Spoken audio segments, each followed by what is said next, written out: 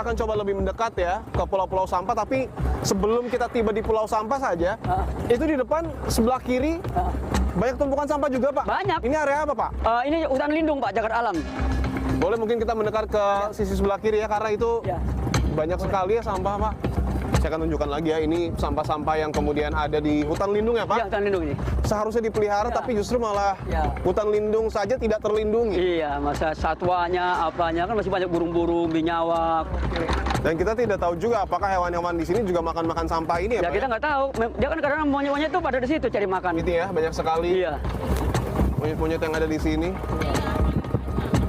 Oke. Kondisinya ini ada pagarnya, Pak, sebelumnya atau gimana? Di pagar ini. Tapi rusak seperti itu? Rusak. Ini baru sebentar, cuman baru bertahan ada sekitar 2 tahun lah, udah rusak lagi. Ini kan ada kali masuk dalam. Sekitar 2 tahun udah hancur lagi. Dan air tentu sumber dari kehidupan, termasuk juga untuk hewan-hewan di sini bisa dikatakan sangat tidak layak untuk dikonsumsi ya, Pak? Iyalah, karena udah tercemar sih, Pak. Sudah tercemar ya, limbah-limbah tadi ya, Pak ya?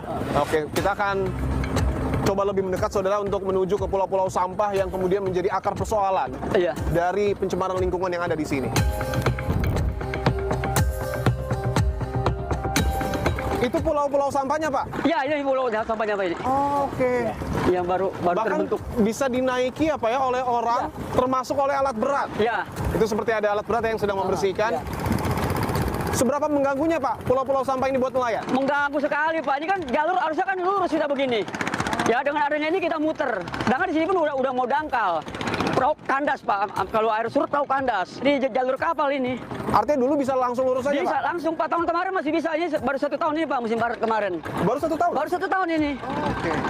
Baru 1 tahun ini. Emang kalau terjadi pengendapan mungkin udah lama. Tadinya cetek, dihajar musim barat. Sampah itu ngadu dari laut, dari ini jadi satu di sini. Terbentuklah pulau sampah ini.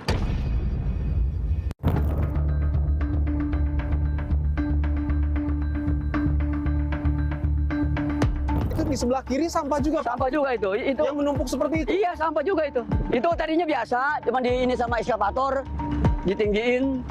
Oke, artinya di bagian depan, di sebelah kanan, di sebelah kiri, semuanya sampah. Cuma sedikit doang nih alur perahu nih, Pak. Sedikit aja. Hanya sebatas mungkin berapa meter ini? Cuma paling nggak ada 10 meter.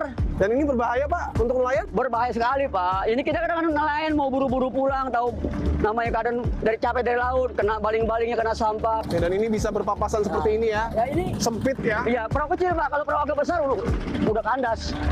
Kalau yang GT-GT 10 udah kandas. Untuk pelampung-pelampung ini, Pak, ini apa, Pak? Ini tanda untuk nelayan keluar, Pak. Jadi nelayan swadaya nih bikin pelampung. Karena dia salah sedikit dia kandas kapalnya. Saya dan Pak Syahril, saudara, akan coba lebih mendekat ya, dan akan coba mendatangi serta menginjak secara langsung pulau-pulau sampah yang nampaknya saat ini sedang dibersihkan, saudara. Saya akan coba dekati.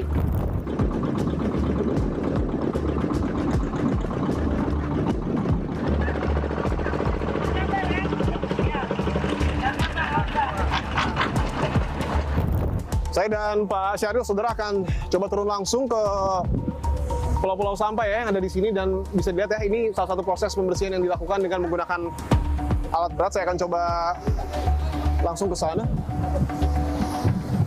Oke. Saya akan coba turun, saudara, dengan Pak Syahril. Ini bisa ya, Pak ya? Ya bisa, Pak. Oke. Ini sudah ada papannya ya?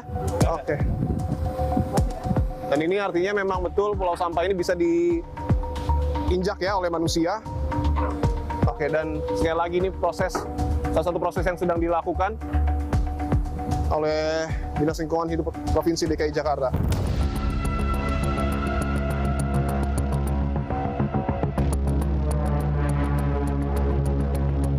Lewat sini bisa ya, Pak? Saya akan coba melihat lebih dekat, saudara, proses pembersihan yang ada di pulau-pulau sampah ini bersama dengan Pak Pendi selaku Sudin ya, Pak ya? Sudin Lingkungan Hidup Kepulauan Seribu Pemerintah Provinsi DKI Jakarta. Pak Pendi, terima kasih untuk waktunya.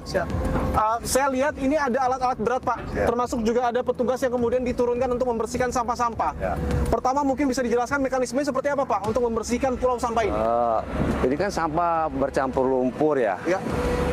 mekanis pekerjaannya kita secara manual ya.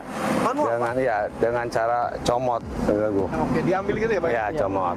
Nah, untuk alat beratnya pembersihan lumpurnya, alat beratnya. Oh, Ya. oke.